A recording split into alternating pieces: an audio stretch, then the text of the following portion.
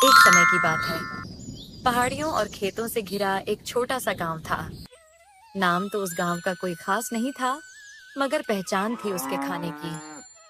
यहाँ के लोग दूर दूर से आते थे, सिर्फ नॉनवेज खाने के लिए।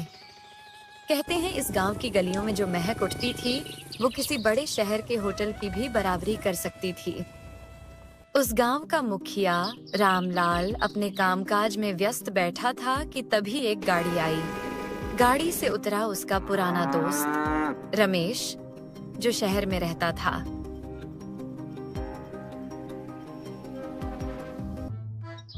अरे ओ रमेश। अरे वाह, तू तो कई साल बाद आया। अरे यार, पहले ही आना था पर काम की वजह से वक्त ही नहीं मिला।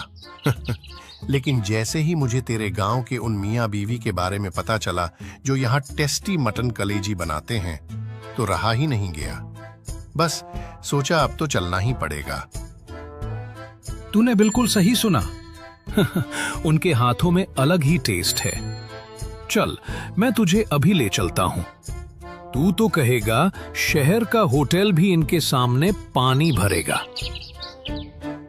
दोनों हंसते बोलते गांव की गली से गुजरे और पहुंचे सविता और राजा के पास। ये कोई चमचमाता ठेला नहीं था, न ही बड़ा होटल। बस मिट्टी का चूल्हा, लकड़ियां, कुछ पुराने बर्तन और सामने जमीन पर सजे नॉनवेज के अलग अलग टुकड़े। सविता अपने हाथों से ताजा मांस धोकर थालियों में रख रही थी।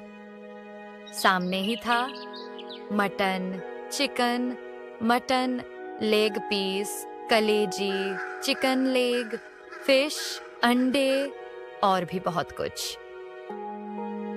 देख रमेश, यही है वो जगह और यही है हमारी सविता।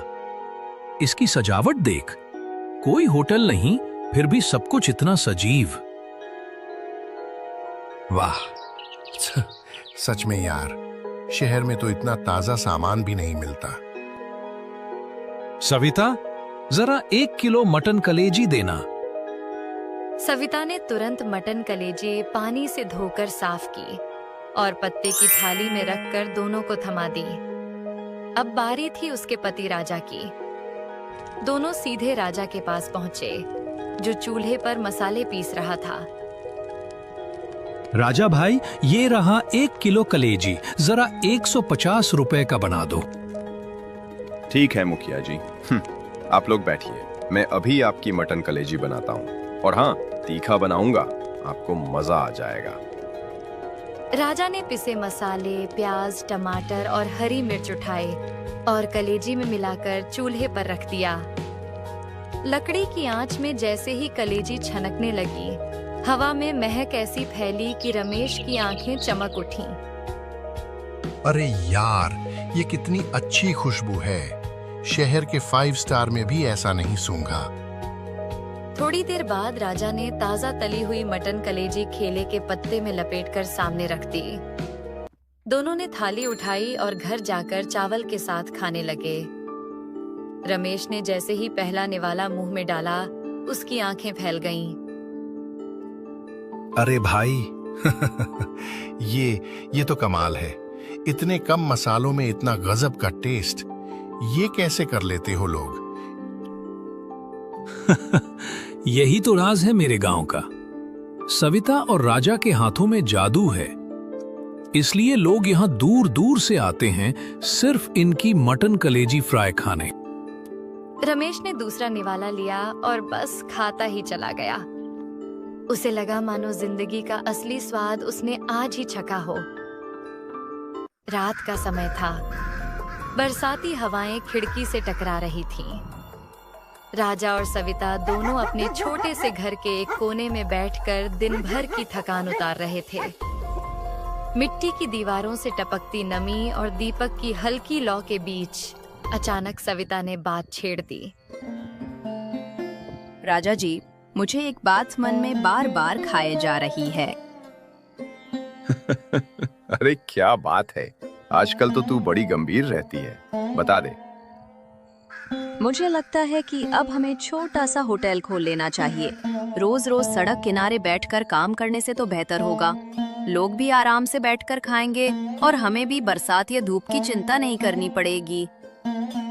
तेरी बात तो सही है सविता, लेकिन अभी तक हमारे पास उतने पैसे कहाँ जमे हैं। होटल खोलने में बहुत खर्चा आता है, जगह, बर्तन, कुर्सी, टेबल, सब कुछ चाहिए।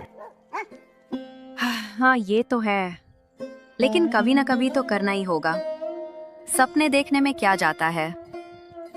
सपने देखने में कुछ नहीं जाता, पर पूरे करने में जान निकल जाती है।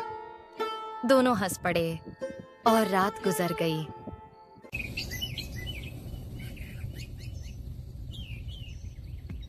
सुबह का वक्त हुआ। हमेशा की तरह दोनों अपनी जगह पर पहुंच गए। सविता ग्राहकों को संभाल रही थी और राजा चूल्हे पर मसाले कूट रहा था। तभी गांव का एक आदमी उनके पास आया।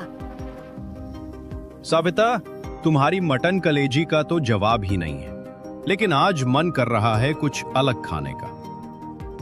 तो क्या दूं, चिकन, फिश या मटन? आज तो चिकन ही दे दो। आधा किलो चाहिए, अकेला हूं घर पर। सविता ने आधा किलो चिकन साफ करके उसके हाथ में थमाया। वह सीधे राजा के पास पहुंचा। राजा, जरा धुआंधार तीखा बनाना। मुझे तीखी चिकन करी खाने का बहुत शौक है। अरे उसकी कोई चिंता मत करो, ऐसा तीखा बनाऊंगा कि याद रखेगा। राजा ने मिर्च, मसाले और प्याज का तड़का लगाकर चिकन करी चढ़ाई। महक पूरे चौपाल में फैल गई। तुम्हारे हाथ में सच में जादू है भाई।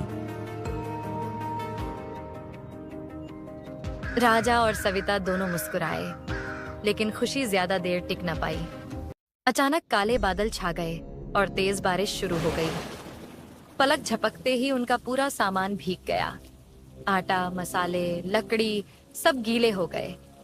बर्तन पानी से भर गए। राजा सविता दोनों असहाय खड़े रह गए। अरे रामा, सब खत्म हो गया। हमारे सारे मसाले, सब सामान बरसात ने सब बर्बाद कर दिया। अब क्या करेंगे? चिंता मत कर सविता, घर पर जो रखा है उसी से कल फिर बनाएंगे। लेकिन अगर कल भी बारिश हुई तो हर दिन तो धंधा डूब जाएगा। अरे रोज रोज थोड़ी बारिश होगी, कल सब ठीक होगा। भारी मन से दोनों घर लौटे। रात भर छत से पानी टपकता रहा और दोनों सो नहीं पाए। सुबह हुई। राजा ने दरवाजा खोला तो सामने वही नजारा, फिर से तेज बारिश। अब तो हमारा धंधा करना मुश्किल हो गया है। ये तो बरसात का मौसम शुरू हो चुका है। हाँ, तू सही कह रही है। अब हमें कुछ और सोचना पड़ेगा। ऐसे खुले आसमान के नीचे तो रोज रोज मुश्किलें आएंगी। तो अब क्या करेंगे? अब समय आ गया है कि हम कोई उपाय निकालें। चाहे उधार लेना पड़े, चाहे गांव वालों से मदद मांगनी पड़े, पर हमें पक्का ठिकाना चाहिए, वरना ये बरसात हमारे सपनों को डुबो देगी। हाँ राजा जी, चाहे जैसे भी हो, पर अब हमें हार नहीं माननी है। हमारा सपना, होटल का सपना सच होकर रहेगा। बरसात की तेज बौछारों के बीच दोनों की आंखों में एक नया सपना और जज्बा चमक उठा। अब उनकी जिंदगी एक नए मोड़ पर पहुंचने वाली थी।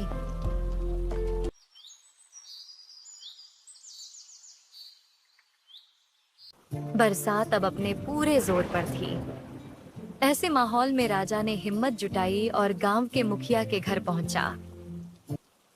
मुखिया जी, मुझे थोड़े पैसों की जरूरत है। क्यों राजा, सब ठीक तो है ना? कहीं कोई मुसीबत तो नहीं? मुसीबत तो है ही मुखिया जी। ये बरसात अब महीनों चलेगी। खुले आसमान के नीचे हमारा धंधा नहीं चलेगा। मेरा मन है कि एक छोटा सा होटल खोल लूं। अरे भाई, ये तो बड़ी अच्छी बात है कि तू होटल खोलना चाहता है। लेकिन अभी मेरे पास उतने पैसे नहीं हैं। मैं थोड़ा बहुत ही दे सकता हूं। देखो मुखिया जी, अगर कुछ और कर पाते तो मैं वादा करता हूं 2 महीने में लौटा दूंगा। नहीं राजा, अगर मेरे पास होते तो तुझे दे देता, मगर अभी सच में नहीं है। मुझे माफ कर। राजा का मन भारी हो गया। वह चुपचाप वहां से निकल आया और घर पहुंचा। घर में सविता ने देखा कि राजा का चेहरा बुझा हुआ है। क्या हुआ राजा जी? मुखिया जी ने मदद नहीं की? राजा ने पूरा किस्सा बता दिया। सविता कुछ देर सोचती रही, फिर अचानक उसके चेहरे पर चमक आई। राजा जी, हमारे पास के ही गांव में रामलाल काका रहते हैं ना? वो हर रविवार को अपने घर में ही मटन करी बेचते हैं। हाँ, जानते तो हूँ, लेकिन उसका हमसे क्या मतलब? मतलब साफ है, काका घर में ही धंधा करते हैं और लोग उनके घर तक आते हैं। क्यों ना हम भी ऐसा ही करें? राजा पहले थोड़ी देर सोच में पड़ा, फिर मुस्कुरा दिया। वाह सविता, तूने तो सही राह दिखा दी। अब और कोई रास्ता भी नहीं बचा। कल से हम घर में ही शुरू करेंगे। उस रात राजा पूरे गांव में गया और सबको खबर दी कि अब से वह अपने घर से नॉनवेज का खाना बेचेगा। अगले दिन सुबह सुबह ही दोनों ने घर के रसोई घर को साफ किया, बर्तन सजाए और मसाले पीसकर तैयार किए। बाहर बरसात जोरों से हो रही थी, लेकिन राजा और सविता के चेहरे पर उत्साह था। थोड़ी देर बाद दरवाजा खटखटाने की आवाज आई। 4 गांव वाले भीतर आए। अरे रजू भाई, अच्छा किया घर में ही शुरू कर दिया। बाहर तो हालत बहुत खराब है। हाँ भाई, चलो अब जल्दी से 4 प्लेट तुम्हारी मशहूर मटन कलेजी बनाओ और साथ में चावल भी देना।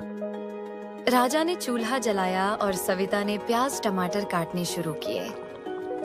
थोड़ी ही देर में कलेजे की खुशबू पूरे घर में फैल गई। वाह, वही पुराना स्वाद है। बिल्कुल कोई बदलाव नहीं। कलेजी का टुकड़ा तो मुंह में जाते ही घुल गया। राजा भाई, तूने कमाल कर दिया। सुनते ही राजा और सविता दोनों के चेहरे पर संतोष की मुस्कान खिल उठी। धीरे धीरे और लोग आने लगे। कोई चिकन करी मांग रहा था, कोई फिश फ्राई, तो कोई अंडे की भुर्जी। जितना भी सामान उन्होंने रखा था, सब खत्म हो गया। शाम तक घर के आंगन में गपशप, हंसी और खाने की महक छा गई। बरसात की रात में जब सब ग्राहक जा चुके थे, राजा और सविता थके हुए चारपाई पर बैठे। राजा जी, हमने होटल तो नहीं खोला, लेकिन लोगों के दिल में जगह जरूर बना ली। हाँ सविता, कभी न कभी हमारा होटल भी बनेगा। पर आज से हम सिर्फ पति पत्नी नहीं, बल्कि इस गांव के मटन कलेजी वाले बन गए हैं। दीपक की लौ टिमटिमाती रही, बाहर बारिश बरसती रही, लेकिन उस छोटे से घर में अब सपनों और खुशबू का नया संसार बस चुका था।